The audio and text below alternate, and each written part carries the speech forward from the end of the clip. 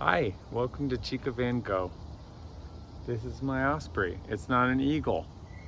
That's not a salmon, it's a trout. Ospreys catch trout. That's the first lesson. This port is where you fill up the water tank. You want to have this open when you're filling the water tank so that you can make sure it doesn't go any more full than this. Otherwise it can put pressure on the seams. This is the shower port. This is hot water, this is cold water. This is where you put the shower in, and this is where you hook in the curtain that can provide you some privacy. This will also, there's another hook for the curtain. Before you drive, please close up the windows of the van. This is the arm that opens the awning. You just pop this end in to a little port that'll show you, and you unscrew it, and it'll stretch out. It's best to have two people when you're opening the awning because one person can kind of hold it steady as it's rolling out, and the other person can be doing the rolling. You can fight over who gets to do what. Now we're gonna open this guy, and it's a lovely little picnic table. There's some storage back here. This is the RAM manual. I have not read it. I hope you do, and tell me what's in it. This is a shovel. This is a cast iron griddle. This is an amazing giant carabiner. Some butane in case you run out of battery power, which I'll cover later. This is a butane stove. Also great for running out of or just conserving battery power. This is a valve that I'll cover in just a moment.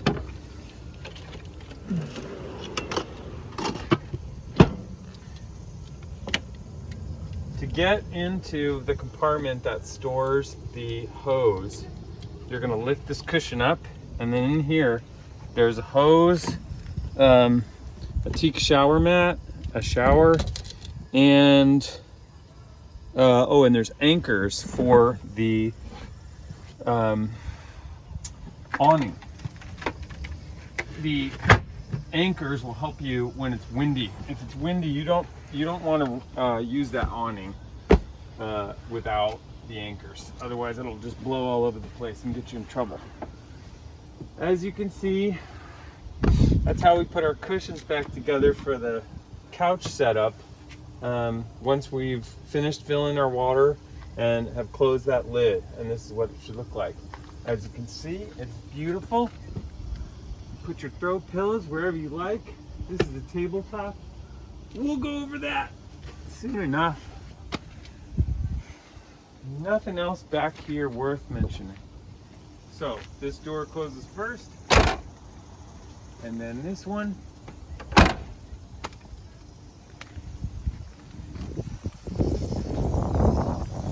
Here's your awning. That's the place that you put in that little arm, and it can be a little funny to get out sometimes, so you just want to make sure that the little kind of teeth on the arm are lined up with that opening. It's like a puzzle piece. Your solar panels are up there. They sometimes do get dusty, and if you feel like you're not getting much of a solar recharge, even if you're in full sun, you can figure out how to get up there and clean them off. I don't find the need to do that more than once a month or so, so I doubt you'll need to do that. This will soon be replaced with a lovely window. The van was broken into because it was parked in downtown Seattle. Please don't park it in downtown Seattle or downtown Portland unless you're sleeping in it. Which I don't know why you'd want to do, but please don't park it in downtown Portland or Seattle. Here, we have the inside of the van. It's okay to sit on this refrigerator. These are part of your power panels. you've got a couple of sources of power and heat in this van. When you want to plug in to shore power at a campground so that you can never have to think about how much power you're using, you're gonna plug it in back here. I forgot to show you. Into this little port right here. Don't lift this higher than this and swing the door open or it'll knock this cap off. That's how you plug into shore power. And then once you're plugged in, you're gonna come in here and flip this on. And then you're gonna flip this over to charger only. The only times you're in charger only and this is flipped on is when you're in shore power mode. And that will provide you full power. When you're not in shore power mode, know that you're going to be using your batteries. Your batteries will charge via the solar panels or they'll charge via the alternator on the car. When you're using your batteries, you're going to be using either DC power or AC power. DC power is always activated. You can plug something into this right now and it'll start charging. AC power is only activated when you're in either charger only or on mode. In on mode, you have AC power available to you, but you are draining the battery. You're also draining the battery if you're you know, all the time basically. If you're plugged in to, if you have something plugged into DC power, or the refrigerator of course uses some battery. There's a fan that will cover that uses some battery.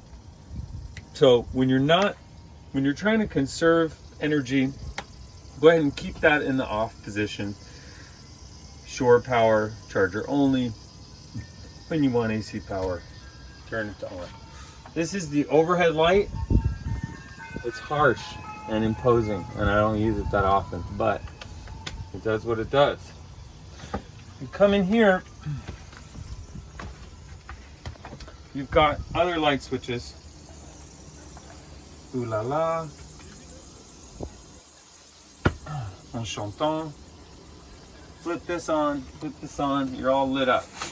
Here's your van manual, which covers all this stuff. Read it, it'll help you. This is a toaster, it works like every toaster. This is an amazing device that tells you how much power you got left. There is a chart inside the van manual that will tell you that 13.6 volts, I'm pretty sure it's volts, is pretty full. You can get up above 1400, but 13.6 is very full. When you start to get down to 13 and anything below 13, you're running real low on power and you need to either go for a drive or plug into shore power or get your van into some sun to charge it up. This guy can be kind of rattly when you're driving, so you might want to, you can stow it when you drive, or just take your turns real careful, brake real slow. You're driving a house, not a car, so take your time. To open all these drawers and cabinets, you unpush that button, slide open the drawer. You see we've got some tools here, some first aid stuff, state-of-the-art Bose Bluetooth speaker, some extra toilet paper, and of course a lint roller. This is your toilet. If you use it, we'd really appreciate it if you'd empty the urine portion of it at the end of your trip and clean it out with some vinegar or something else. The solids part of it is less important to be cleaned out regularly because it is a composting toilet. So as long as when you're done, this material that you see here is the bark dust, is the coconut bark dust. So this is not dirty, it's just bark dust. As long as when you're done, you're going to open this, that's going to give you access to the number 2. And then close it back up again when you're done. It vents out right over here. And you just give this a spin in the, what is that? The counter clockwise direction to mix it up really good. And then it's not gonna smell. It's gonna just turn into like actual compostable garden material. If you would like to take this at the end of your trip and put it on your own garden as a little keepsake, you are welcome to do that. Don't be afraid to use the toilet. I'll tell you that I don't use the toilet that much because I don't like fussing with it. But I'm a dude and I can go outside. I can go number 1 outside or do not go number 2 outside unless it's an emergency. But that's my own business, I guess. But feel free to use the toilet. That's what it's there for. We got your cutting board number 1, cutting board number 2, or if someone is misbehaving in the van, give them a good smack. Right over here is a water pump. It's in the on position now. If you start to run low on water, immediately switch this back into the off position and then go find some water to fill it up. We already covered how to fill up water. This drawer here has some silverware, a knife, some CO2 cartridges. These are not whippets, they will not get you high. In here, we've got a variety of plastic containers for use in storing your goods. In here, we have a variety of pans for use in cooking your food, and a little drainer thing. All these pans work super well with the induction cooktop, which sits here. It uses a ton of juice, but if you got the juice, if you got the solar power, go ahead and use it. Turn the power on here, hit the function button, and that will get it started. It'll start off at 5.0. You can go as high as 10, but you shouldn't ever need to go as high as 10 because that's very, very hot. You don't have to keep it in here while you're driving. You can also keep it up here. It's pretty stable. Here's some tea. Here's some hot chocolate. Sorry about the lack of marshmallows. Here, this actually is empty. I'm going to take it so that it doesn't torment you. Some general spices and honey, salt, good stuff like that. You notice I'm locking every drawer when I'm done with it. Before I drive, I'm making sure every drawer is locked. Here's a NutriBullet blender, also going to use a ton of power. Here's some Tupperware. Here's a collapsible bucket, because who doesn't need a collapsible bucket from time to time? Here's a couple knives. Pretty safe to drive with those, but you can also stick them in a drawer when you're driving. It depends on what kind of driver you are. Beautiful overhead cabinets, lots of space. These are great for washing your hands or buttocks. Here's some bamboo dishware. It's very sustainable. USB-C powered blender. Also very sustainable, except for that it's all made of plastic. Here is a collapsible water kettle for use when you want to use that butane burner back there to boil water. Here's another kettle made out of titanium, the strongest, thinnest, lightest material known to man. I'm not sure if that's actually true. This is an electric kettle. It's wonderful. Here's an electric coffee grinder. Here is a French press. Somewhere in here, there's a little pour over, a plastic pour over filter. There's some paper filters in there that you can make your own nice coffee with. Here's a few cups for your use. They're double wall, thermo insulated. More cabinetry up here for your clothes, sundries. This is a duvet and a comforter. It's been newly washed. Does not smell like me anymore. Sorry for that. That's another empty cabinet. And this cabinet has a couple pillows with freshly laundered pillowcases on it. Now you notice I'm closing that window because I'm about to go somewhere. Closing it, closing it, closing it, closing it. Under here, we've got some shoe storage or whatever you want to store down there. Dead bodies, raccoons, prank your friends. Be like, hey, you want to check out my shoes? And then you open it up, there's a raccoon in there. I've only done that a couple times. It did not end well. These are the vents for the forced air heat, which I'll cover in a minute. When you're using that forced air heat, keep them open. When you're not, keep them closed. Here's how to make the bed. There's a tabletop that I'll show you in a second. When you're in bed mode, it lays flat across this with the grain of the wood on the tabletop moving side to side. And then there's another piece of wood with like a little platform stand thing that I'll show you that goes in this section. Once you have both of those in place, you are ready to make the bed. That second piece of wood that has that fold out thing has a very confusing set of instructions written on it by someone who is delightful, but not that clear with written instructions on pieces of wood. So you can either try to figure out what they mean, or you can just know that basically the way it works is it's an extender, so that when you stick it in here and you flip it out in a certain way, it's going to add an extra little tabletop and legs that drop down into this space, and then you can put this little pillow out here, and suddenly you've got 6'5", 7 feet of leg room, which was really helpful for me. This is that table I was talking about. Slots in right here. Otherwise, it functions very nicely as a table, which I'll show you how to do in a minute here.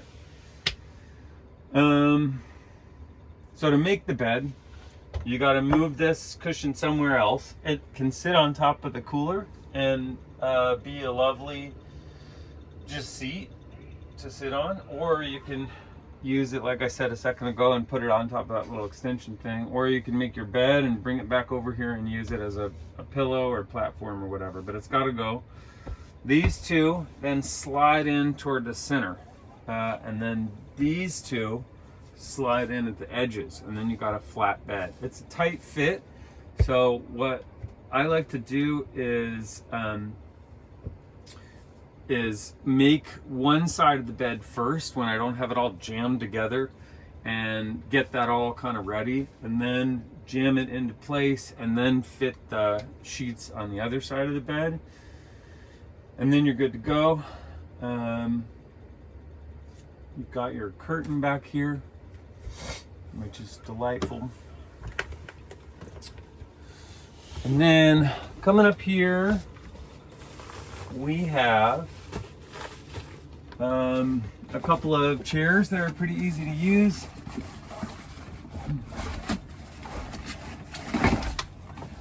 And then we have the table stuff, which I'm going to pull out so I can show you how to make the table.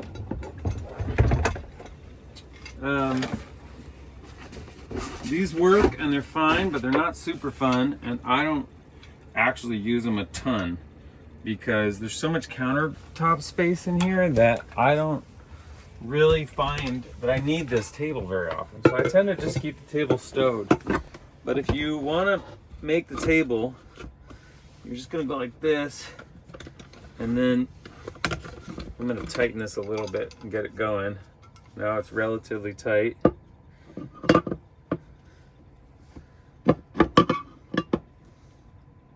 You can see I'm rusty at this.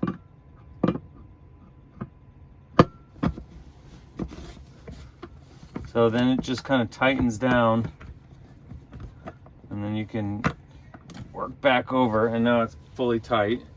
And then this is piece number 2 with the lagoon pointed up. Slide that on. That's a little too tight, so I'm going to loosen it a bit.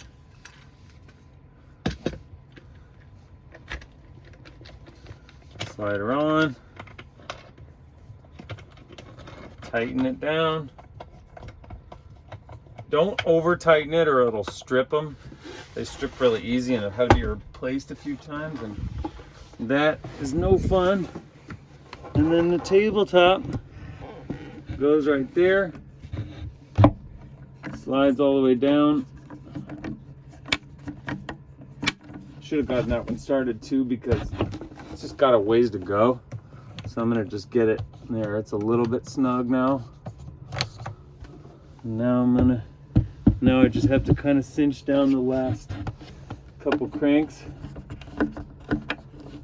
And when you got it in table mode, it'll still kind of move around wherever you want it, but you know, you can just kind of set it where you want it.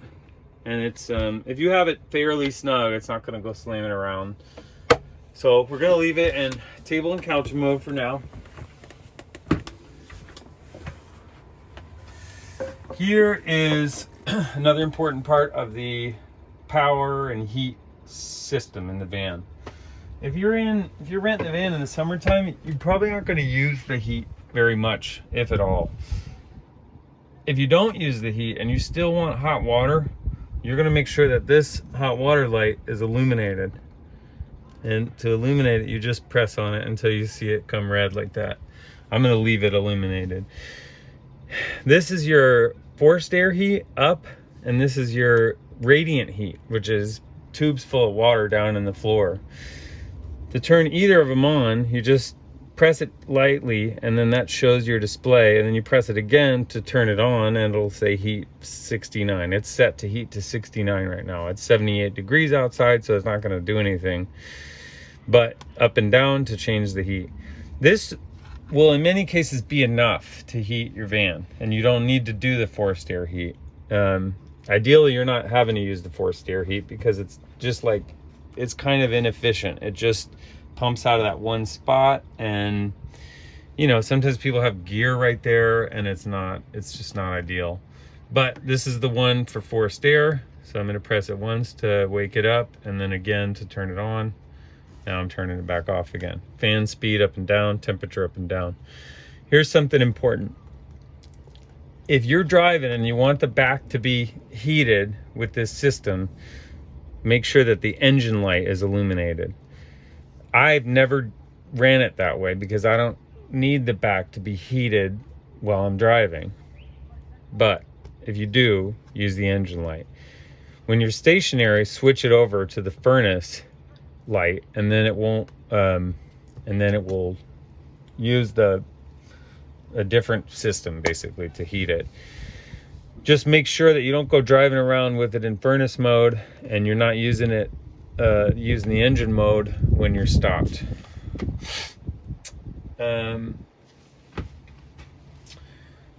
Here's the sink. Please try to avoid flushing food items into the sink. This is not like a regular household plumbing system. It will clog very easily if you try to flush big food items down there. It's best to just stick your food down into the trash can, just get it all wiped away, and then you can do your dishes in the sink. When you are stationary, you have to make a decision about whether you want to use the gray water tank or not. Right now, with this handle in the up position, you are not using the gray water tank. You're bypassing it, and therefore all water that runs through this sink goes through this hose and into the tank, but then straight out onto the ground. Now, most of the time that's fine, but there are some places where you stay where somebody might not want you dumping your gray water in there. So in that case, you're going to push this down, and that's going to store your gray water. When you have that pushed down, you need to keep an eye on the water level inside your tank, and when it gets to be close to full, you have to find some place to dump it. You can either hook up a hose to it and dump it, or just dump it as you're driving down the road. It's totally up to you. People have different opinions about it.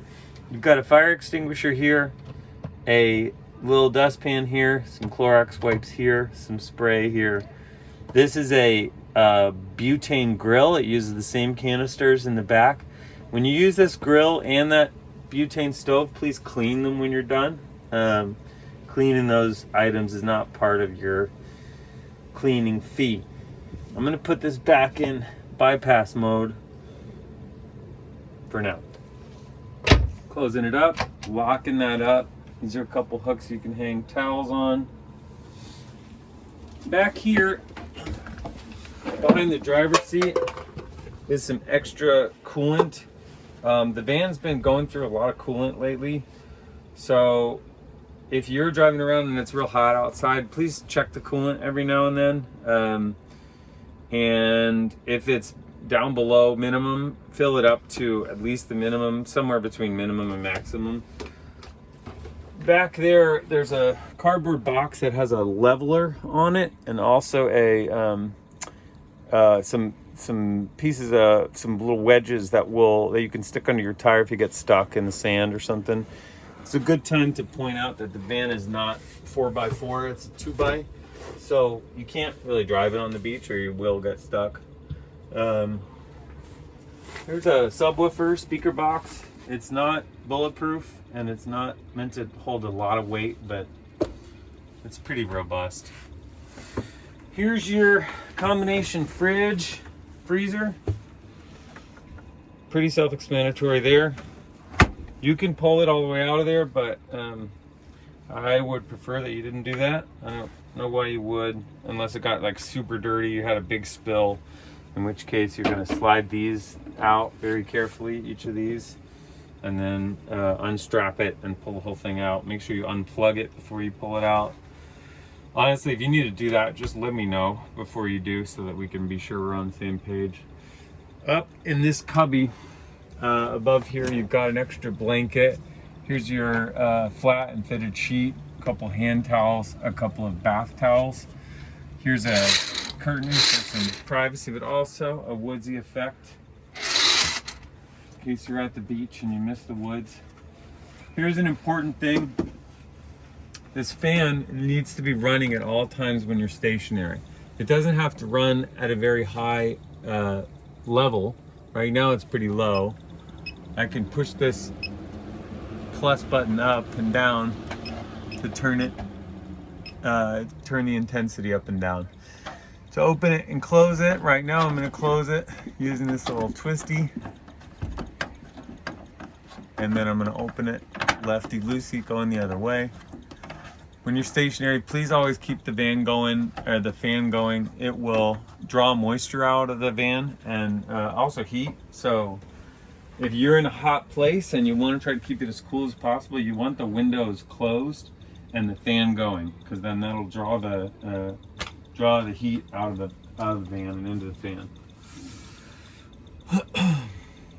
That is it for the interior of the van. Please, when you're putting wet, cold beverages down, there's coasters all over the place here. Please put them on top of those, because this wood can stain really easily, and I would appreciate you protecting it because it's beautiful and made to last. I'm gonna shut this light off and go out here.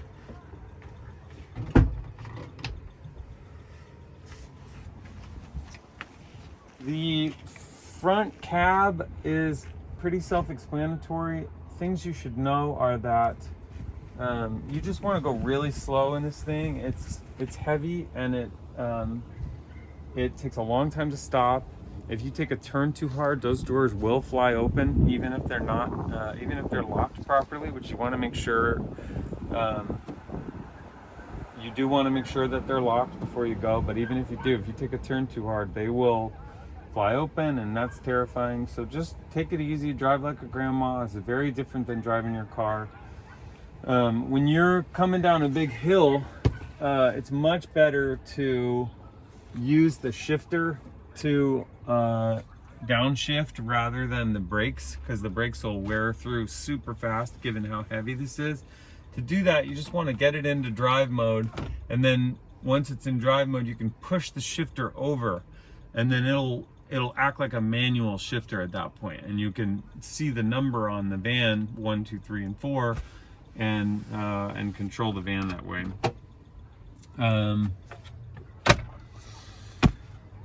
It's really helpful to use these covers when you're not driving, both for privacy and to keep the heat out.